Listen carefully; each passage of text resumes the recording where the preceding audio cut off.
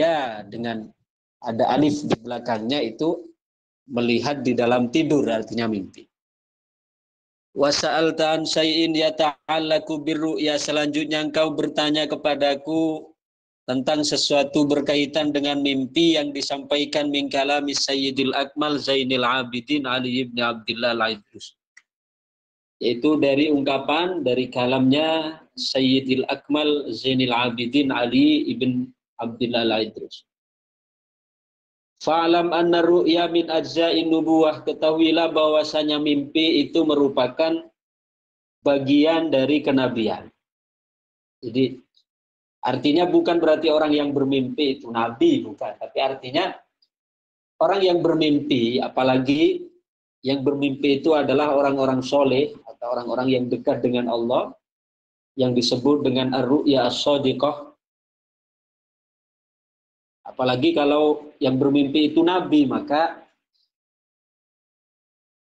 mimpi yang dialami oleh nabi itu dianggap sebagai wahyu. Salah satu contoh ketika Nabi Ibrahim diperintahkan untuk menyembelih Ismail, itu kan juga perintahnya datang di dalam mimpi. Tapi kalau yang mimpi itu para nabi, maka mimpinya di dalam mimpinya itu dianggap sebagai wahyu, sama sebagai wahyu dari Allah Subhanahu wa ta'ala.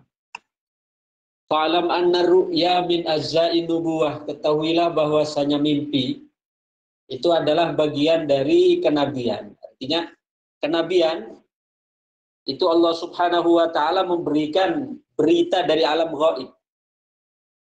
Maka begitu juga orang yang bermimpi, apalagi yang bermimpi orang soleh, maka berita yang dikirim oleh Allah melalui mimpi itu juga berasal dari alam gaib. Ini yang dimaksud fa'lam anna ru'ya min ajza'in nubuwah walaha alamun yakhussuha. Dan mimpi itu memiliki satu alam khusus, wahia barzakhun bainal kasfil batin wal yaqzatil zahirah. Yang mana alam mimpi itu adalah alam yang menjadi pemisah, barzakh. Barzakh itu artinya yang menghalang-halangi, yang menjadi pemisah. Nah, seperti alam kubur disebut alam barzakh, artinya yang memisahkan antara dunia dengan akhirat. Wa mi waraihim barzakhun ila yaumi yub'atsun. Dan di belakang mereka ada barzakh, artinya barzakh yang menjadi batas pemisah antara alam dunia dan alam akhirat. Wa hiya barzakhun bainal kasfil batin wal yaqzatiz zahir. Jadi alam mimpi itu adalah alam yang menjadi penghalang antara alam batin, al-kasful batin, yang tersingkap secara batin, dan yaqzatuz zahir, dan alam sadar secara zahir. Artinya pemisah antara alam nyata yang disaksikan dengan mata kepala dengan alam batin yang bisa disaksikan oleh ruhani. Pemisah antara keduanya ini yaitu alam ru'ya. Wa awwalu ma yubda'u bihal waliyyu kama waqa'a dzalika lirrasul alaihi salatu wassalam fi awwalil amri. Walakin ma kullu ahadin taqa'u ru'yahu bihadhil mathabah wa qalla an tusaddiqa ru'ya li ahli tahlil. Bahkan awal kali yang terjadi pada seorang wali itu sebagaimana yang terjadi pada seorang rasul alaihi salatu wassalam pada awal permulaannya. Artinya para nabi, para rasul itu sebelum mereka bertemu dengan malaikat Jibril sebagai aminul wahyi, sebagai komisi wahyu yang diberi tugas khusus oleh Allah, maka mereka terlebih dahulu diberikan oleh Allah Subhanahu wa ta'ala mubasyirah, kabar berita melalui alam mimpi. Sama seperti Isra Mi'raj. Isra Mi'raj tentu ini masih sebenarnya dialami oleh semua para nabi, para rasul. Jadi semua para nabi, para rasul itu mengalami Isra Mi'raj. Ya, cuma bedanya kalau para nabi, para rasul selain Kanjeng Nabi Muhammad, mereka mengalami Isra Mi'raj itu di alam mimpi. Sedangkan kalau mimpinya para nabi, para rasul itu ya, itu nyata. Jadi para nabi, para rasul itu semua mengalami Isra Mi'raj. Cuma oleh Allah Subhanahu wa taala diberikan diberikan pengalaman Isra Mi'raj dalam alam mimpi. Sedangkan kalau Kanjeng Nabi Muhammad beliau diberikan oleh Allah kemuliaan Isra Mi'raj baik di dalam mimpi maupun di alam nyata. Jadi Nabi sebelum diisra mi'rajkan dengan jasad dan ruhnya, beliau diisrakan oleh Allah melalui ruhnya saja, yaitu di alam mimpi. Jadi ini merupakan suatu keistimewaan yang Allah berikan kepada Kanjeng Nabi Muhammad SAW. Kalau Kanjeng Nabi Muhammad itu diisra dan dimi'rajkan jasad dan waruhan, jasadnya dan ruhnya. Sedangkan kalau nabi-nabi yang lain itu hanya diisrakan oleh Allah ruhnya saja, yaitu di alam mimpi. Ya. Jadi ini sebenarnya menjadi salah satu kemuliaan yang Allah berikan atau khususiyah yang Allah anugerahkan kepada Sayyiduna Muhammad Sallallahu Alaihi Wasallam. Jadi Kanjeng Nabi oleh Allah diisrakan, dimi'rajkan dengan jasad dan ruhnya, itu tentu memberikan kesan yang lebih sempurna. Salah satu contoh ketika Kanjeng Nabi menceritakan tentang surga, tentang neraka, ya, tentang alam-alam yang ada di sana, itu bukan hanya beliau menyampaikan berdasarkan berita yang dibawa malaikat saja, tapi bahkan Kanjeng Nabi menjelaskan itu berdasarkan pengalaman yang beliau jalani. Tentu itu akan memberikan kesan yang lebih dahsyat, ya, kesan yang lebih yang lebih mengena. Contoh sederhananya begini. Ada orang berbicara tentang Taiwan berdasarkan berita. Ya, jadi dia baca koran misalnya atau baca buku tentang Taiwan. Jadi di mana pusat pemerintahannya, di mana jalan menuju masjid terbesar di Taiwan misalnya. Maka tentu orang yang menceritakan berdasarkan berita yang dia baca, ya, berdasarkan berita yang dia dengar, misalnya mendengar di TV, nonton di TV dan seterusnya, itu akan sangat berbeda dengan orang yang menceritakan itu memang sudah pernah ke sana. Ya. Coba kalau panjenengan yang ada di Taiwan pulang ke Indonesia nanti menceritakan, oh ini nanti masjid, kalau jalan-jalannya ke masjid terbesar di Taiwan, ini nanti dari bandara ini, arah ini. Tentu akan lebih mengena ketimbang orang yang menceritakan hanya berdasarkan apa? Berdasarkan berita. Nabi, beliau oleh Allah Subhanahu wa taala diberikan wahyu, diberikan bukan hanya wahyu yang disampaikan oleh malaikat dalam menyampaikan seperti alam akhirat, alam barzah, tapi berdasarkan juga apa yang beliau saksikan langsung dalam peristiwa Isra Mi'raj. Ibaratnya kalau nabi-nabi yang lain itu ibarat orang menceritakan Taiwan berdasarkan berita yang ditonton di YouTube atau ditonton di TV. Atau yang dibaca di surat kabar misalnya. Sedangkan yang disampaikan oleh Kanjeng Nabi menyampaikan itu berdasarkan bukan hanya berita yang beliau baca, yang beliau dapatkan melalui Quran, tapi juga berdasarkan fakta yang beliau jalani. Nah, tentu kekuatannya itu akan lebih dahsyat dibanding orang yang hanya mendapatkan berita itu dari orang lain atau berdasarkan berita-berita informasi tetapi tidak mengalami langsung. Baik, kita lanjutkan. Wa awwalu ma yabda'u bihal waliyyu kama waqa'a dzalika lirrasul alaihi salatu wassalam fi awwalil amri, walakin akan tetapi ma kullu ahadin taqa'u ru'yahu bihadhil masabah. Tapi memang tidak semua orang mimpinya itu sama seperti para rasul, para wali. Artinya kalau para nabi, para rasul, para wali itu mimpinya adalah ar-ru'ya as-shadiqah. Ya, mimpi yang benar. Mimpi yang real. Ya. Berbeda dengan tidak semua orang. Artinya tidak semua orang kalau mimpi itu kemudian pasti akan memberikan makna yang real. Kadang ada mimpi yang hanya sekedar bunga tidur. Baik, kita pending sebentar ya. Masih berkumandang adzan asar.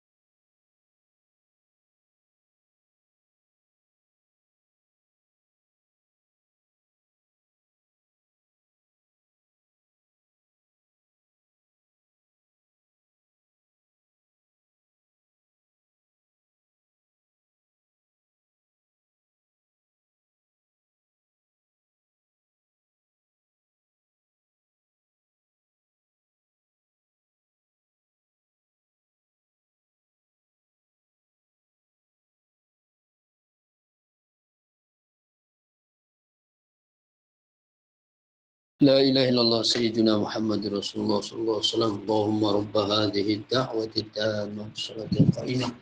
Ati sayyidina Muhammadan al-wasilata wal fadila syaraf wa darajata al-'aliyata rafi'a wa bathil maqama mahmudan alladhi wa'ata innaka la tukhliful mi'ad.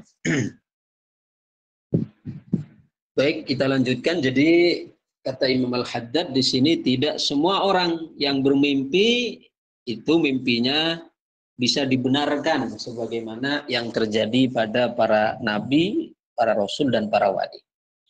Wa qalla an tusaddaqu ru'ya li ahli takhlid. Bahkan sedikit sekali mimpi yang dialami oleh orang-orang yang ahli takhlid. Ahli takhlid itu orang yang mencampur adukkan ya, antara al-haq dan al-batil. Maka jarang sekali mimpinya itu untuk bisa kita terima atau untuk kita benarkan. Wasidqul lisan wa salamatut takhyil wat tawahhum minat takhayyulati wat tawahumatil fasidah syartun fi sidqir ru'ya wastiqamatiha. Karena kejujuran dan terbebasnya dari hayalan, dari halu, itu adalah merupakan syarat diterimanya kebenaran dan lurusnya mimpi seseorang. Artinya kalau orang itu misalnya yang bermimpi adalah orang yang selalu bohong, yang selalu menipu, yang omongannya selalu mencela-mencela, kemudian dia bercerita tentang mimpi misalnya, maka itu tidak bisa untuk dipegang. Karena syarat dari mimpinya itu bisa dibenarkan apabila dia yang pertama terkenal sebagai orang yang jujur. Atau yang kedua, dia adalah termasuk orang yang tidak halu. Nah, karena kalaupun dia terkenal jujur, tapi kalau di sisi lain dia selalu halu, selalu menghayal pikirannya kemana-mana, mengaku bermimpi bertemu malaikat, misalnya kemudian dia sedikit-sedikit bercerita Nabi Khidir bertemu saya di sana, wah itu orang yang halu. Ya. Dia pernah misalnya menceritakan, saya pernah ke suatu tempat kemudian diangkat naik ke langit, itu halu. Kalaupun dia bercerita tentang mimpinya, maka tidak bisa untuk dibenarkan. Ya, karena syarat dari mimpinya itu bisa benar, yang pertama haruslah orang yang terkenal kejujurannya.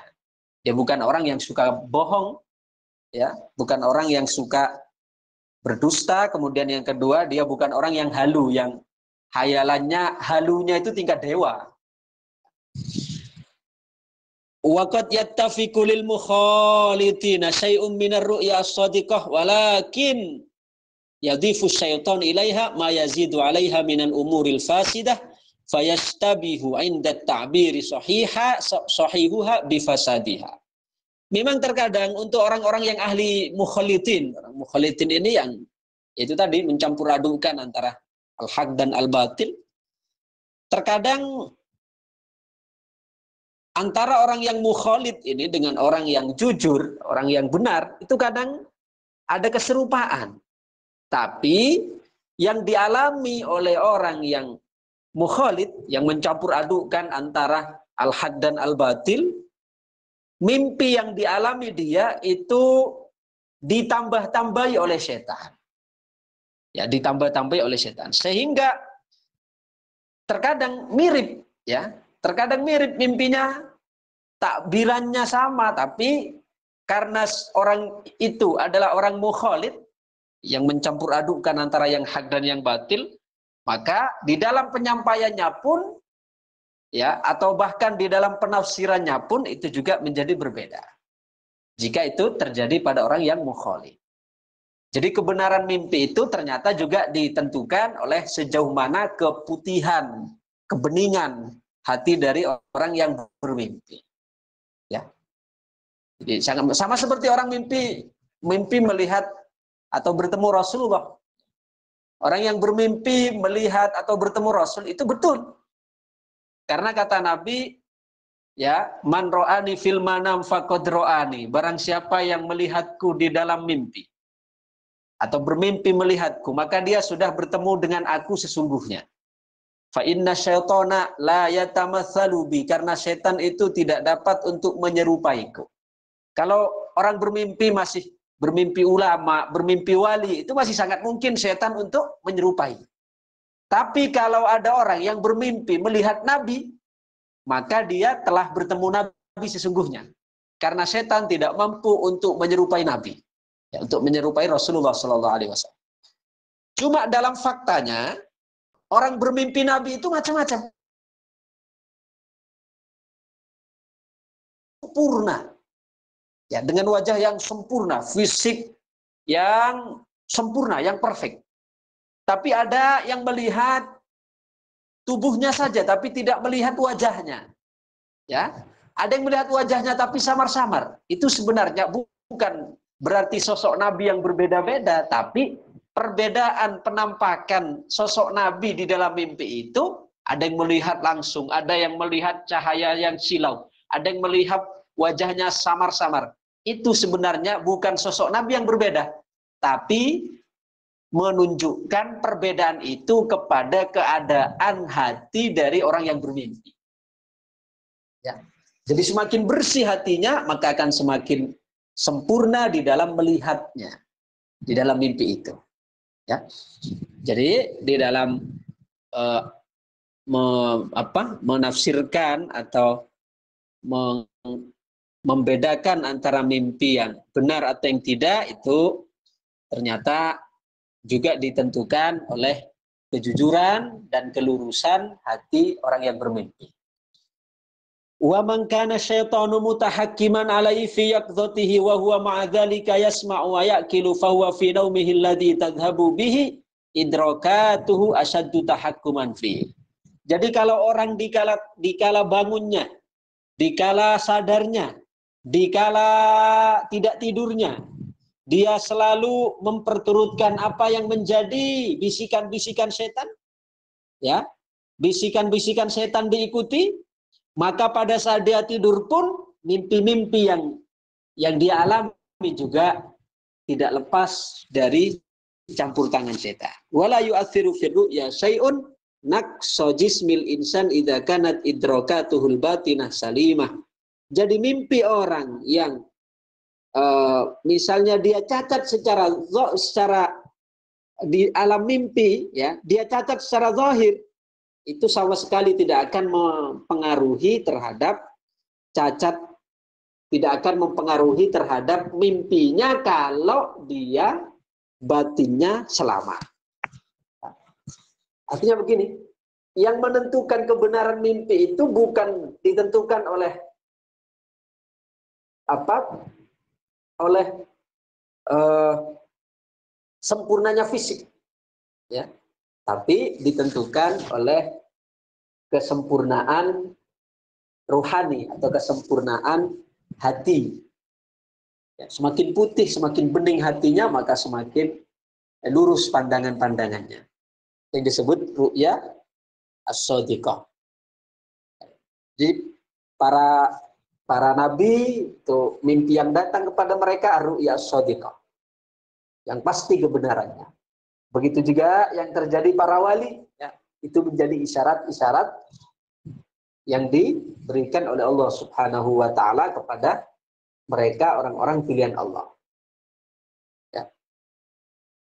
Maka seperti Nabi Ibrahim pada saat diperintahkan untuk menyembelih Nabi Ismail, datang mimpi. Ya. Inni ara fil manami anni azbahuka fanzur madza tara. Wahai anakku, sesungguhnya aku bermimpi menyembelih kamu. Lalu bagaimana pendapat kamu? Dan kemudian Nabi Ismail menjawab, qala ya abatif al-ma tu'mar. Wahai ayahku, lakukan apa yang diperintahkan kepadamu. Satajiduni insyaallahu minas sabirin. Lakukan apa yang diperintahkan kepadamu, niscaya engkau akan mendapatiku insyaallah dari golongannya orang-orang yang bersabar. Itu juga melalui mimpi. Ya, melalui mimpi. Jadi termasuk ar-ru'ya as-shadiqah. Na'am idza ghalaba 'alal insani maradun qawiyyun aw syai'un minal akhlaqit tabi'iyyah khususan al-balgham was-sauda minha faqad takhtalitu ru'ya wa rubama ra'a syai'a 'ala khilafi ma huwa 'alaih. Ya, memang kata beliau, jika seseorang dia ditimpa suatu kecacatan, semisal dia tertimpa atau dia mengalami balgham, banyak kerak, banyak riak, bukan riak pamer ya, riak, yakni balgham, ya, kerak. Yang biasa, mohon maaf, kalau orang mau meludah itu kan ada campuran riaknya itu. Jadi, ternyata kalau orang banyak itunya, banyak riaknya di dalam hati, di dalam tenggorokannya, itu juga berpengaruh ternyata.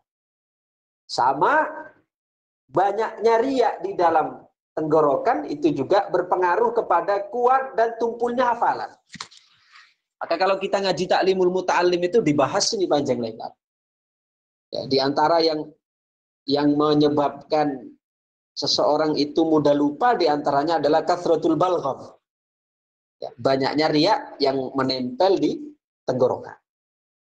Ya, ternyata bukan hanya berpengaruh pada tumpulnya hafalan balgham itu, tapi juga ternyata berpengaruh kepada mimpi yang dialami.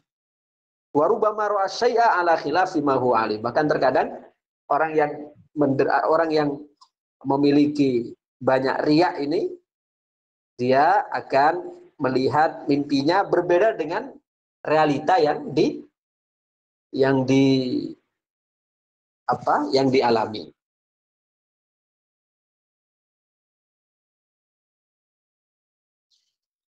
Nah, salah satu contoh misalnya ada orang mimpi,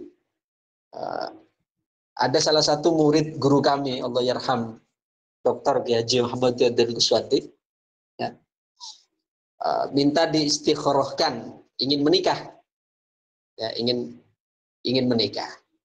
Tapi kata beliau, sudah kamu sendiri saja yang istikharah. Kemudian dikasih amalannya. Wacana iki.